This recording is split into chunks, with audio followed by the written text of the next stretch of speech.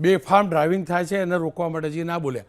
સુરેન્દ્રનગરમાંથી દારૂનું transporting થાય છે, છેક સૌરાષ્ટ્ર સુધી જવાનો કોરિડોર બની ગયો છે, એ માટે રોકવા જઈએ ના બોલ્યા હોય. હવે મંત્રી શાસક પક્ષના છે, સત્તા હોય, સત્તાનો નશો અલગ પ્રકારનો હોય.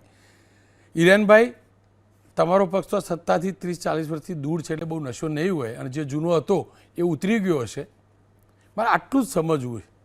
એવું તો છે શું કે દુનિયાના કોઈ પણ નશા કરતાં આ સત્તાનો નશો જબરજસ્ત છે. સત્તા નથી જતી ને ત્યાં સુધી ઉતરતો નથી. રોનકભાઈ, એક વાત તો આપણે સ્વીકારવી જ પડે, જે ખોટું છે એ તો ખોટું જ છે, અને એ ખોટું કહેવાની પણ આપણામાં જીગર હોવી જોઈએ, અને ખોટું થયાની પણ વાત સ્વીકારવી જોઈએ. માનનીય ધારાસભ્ય શ્રી ઘણી બધી ગોળ વાતો કરી, પણ એ વાત છેવટે સ્વીકારી પણ નહીં કે જે મેં રજૂઆત કરી હતી રજૂઆત ખોટી જ હતી.